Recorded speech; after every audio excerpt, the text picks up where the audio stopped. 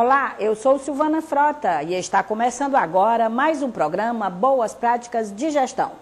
Nosso tema de hoje é educação, tema predileto do professor José Teodoro Soares, hoje na Assembleia Legislativa. Deputado Teodoro Soares, muito obrigada pela sua presença aqui conosco, no nosso programa. Vamos falar de boas práticas de gestão na área da educação, que é o forte do seu trabalho, antes como reitor e agora como deputado, como eu acabei de dizer.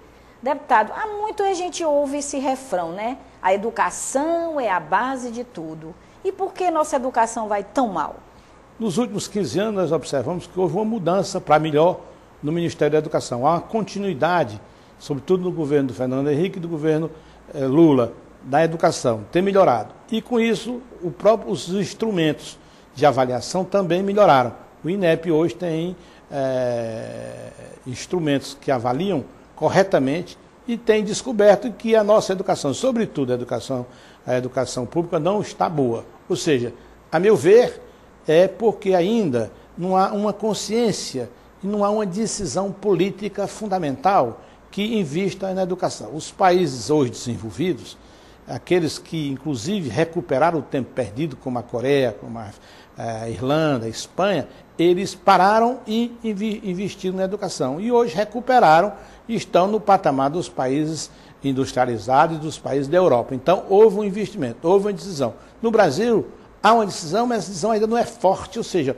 o planejamento não leva ainda muito em consideração dois temas que são fundamentais para o desenvolvimento do país, a educação e a saúde. Portanto, agora eu acho que tem que ter essa convocação de todos, governos, empresas e sociedade, para investir cada vez mais em educação. Inclusive, o senhor apontou em um documento recente, né, em um artigo, inclusive publicado em jornal, que o governo investe pouco em educação, cerca de 4,5% do PIB. A sua proposta é ampliar para 10%? O Brasil hoje investe, como você falou, 4,5% do PIB em educação. Ora, o Chile investe 5,5%.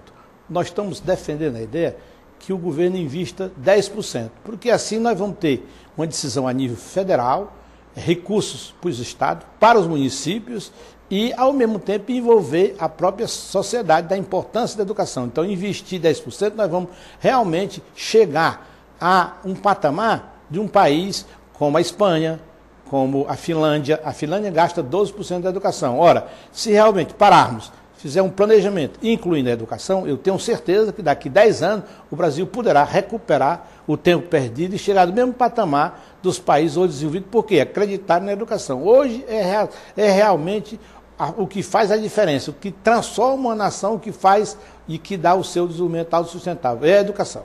Então, a finalidade dessa frente, mobilização pela educação nota 10 é essa? A finalidade foi, cada vez mais nós estamos constatando que realmente hoje há, por parte do governo, uma consciência, mas essa consciência tem que ser cada vez mais incisiva, tem que lutar mais e convocar todos, ou seja, convocar o governo federal, os governos municipais, os governos estaduais e a sociedade. Então, essa frente parlamentar pela mobilização para a educação tem dois objetivos. Primeiro, mobilizar para duas coisas, mobilizar a sociedade, que é também papel da sociedade, a sociedade tem que dar o seu contributo, a exemplo do que o SIC está fazendo, criou um observatório social em educação para alavancar, ser um instrumento de mobilização para fazer com que as empresas privadas, as ONGs e o próprio governo juntos batalhem para a educação. E um outro é a conscientização, porque se você for fazer uma pesquisa, os levantamentos estão aí. Se você for, por exemplo, aqui na periferia de Fortaleza, se for ao interior, você faz e pergunta se os pais estão satisfeitos com as escolas. Os pais dizem que sim. Ora, por que estão assim? Porque eles não têm consciência, a maioria dos pais, sobretudo nas áreas periféricas e nas áreas mais pobres, eles, como não estudaram, eles acham que a escola é boa, quando na realidade vão fazer os testes e mostram que ela não é boa. Daí você tem que conscientizar a própria família que ela tem que encarar e buscar instrumentos, se informar para saber que aquela escola não é boa e dar o apoio os pais de família, a família, para que realmente também exija e participe para que todos dêem o seu contributo em prol da educação. Agora, deputado, constitucionalmente, né, os municípios e o Estado devem investir no mínimo 25% em educação. Parece-me que isso não vem sendo cumprido dentro da regra. E o senhor pretende, dentro desse pacto de mobilização, fazer uma fiscalização maior desses recursos? Eu não entendi bem o projeto. De que se trata esse projeto em relação à questão do acompanhamento, da aplicação dos recursos? Eu dirijo a Comissão de Trabalho, Administração e Serviços Públicos, sou membro da Comissão de Educação. E juntamente com o presidente da comissão, o deputado Arthur Bruno, nós estamos fazendo essa campanha para que os municípios cumpram os 25%, mas nós achamos que ainda é pouco.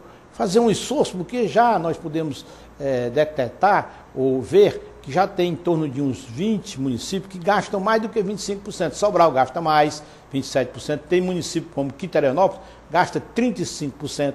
Então já tem que gastam mais. Ora, Horizonte também, eu sei que gasta. Se fizermos um esforço para gastar num determinado período mais do que os 25%, eu tenho certeza absoluta que nós vamos dar um passo decisivo. E além do mais, não só cumprir a meta dos 25% e um pouco mais, progressivamente partir para 27%, 28%, 30% e gastar bem, que é um outro dado. A gestão ela é fundamental. Você tem que ter o dinheiro e fazer com que aquele dinheiro seja gasto em educação, que ocorre que em muitos municípios a gente observa que nem mesmo cumpre hoje o piso de 950 que chega a 1.000 e pouco, né? E a maioria, o que realmente é uma tristeza, eu acabo de ler uma pesquisa que foi feita pela Unesco, que está hoje nos jornais do sul do país, em que a Fundação Carlos Chagas fez um levantamento e com relação aos professores, dos 2.800.000 professores, sobretudo aqueles que ensinam a educação básica, a grande maioria, mais de 50%,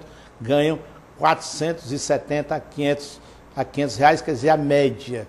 Quer dizer, é pouquíssimo, é uma situação dramática, sobretudo no Nordeste. Então tem que ter um esforço fundamental, porque a educação, a situação é crítica, diria, dramática. Daí esse impulso, essa mobilização dos prefeitos e, ao mesmo tempo, essa frente vai apoiar os prefeitos para dizer também que, quando os recursos não forem suficientes, apelar ao governo federal para eles repassar mais recursos, ser uma justiça distributiva, dando mais recursos para os estados e, consequentemente, para os municípios. Assim, eu tenho certeza que nós vamos ter condições de dar uma educação básica de qualidade. Deputado Teodoro, o senhor é a favor também da escola de tempo integral? Ela vem contribuir para a melhoria da educação também? Eu sou a favor da escola de tempo integral. Eu mesmo tive o privilégio de ter estudado numa escola de tempo integral, 9 horas por dia, e que realmente, e durante todo o tempo da escola básica.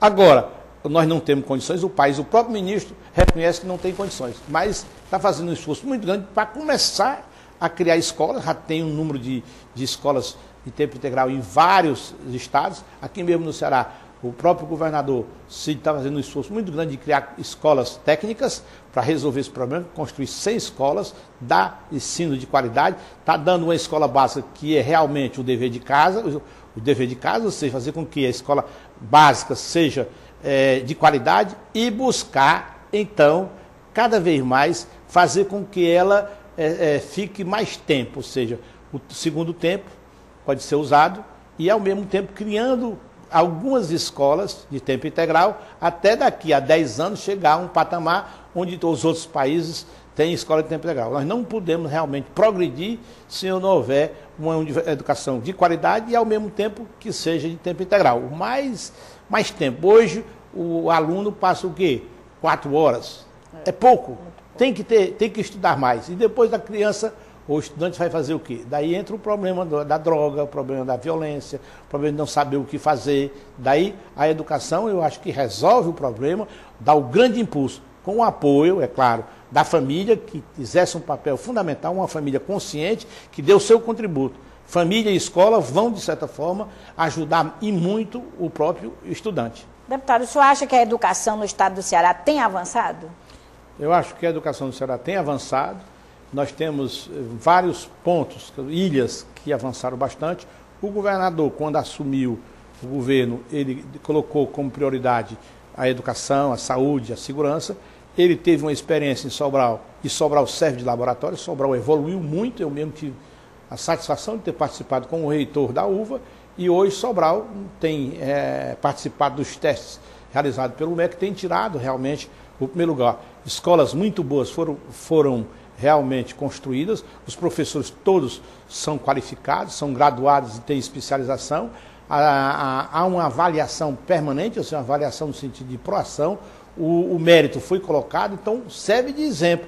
E o governador tem tomado esse exemplo e tem tentado ter uma dimensão do Estado. Só que nós temos que envolver todos os municípios nesse grande trabalho que o governo vem fazendo e quer se identificar como um governo que escolheu a educação para ser a sua prioridade. Eu tenho certeza que no final nós vamos ter bons resultados.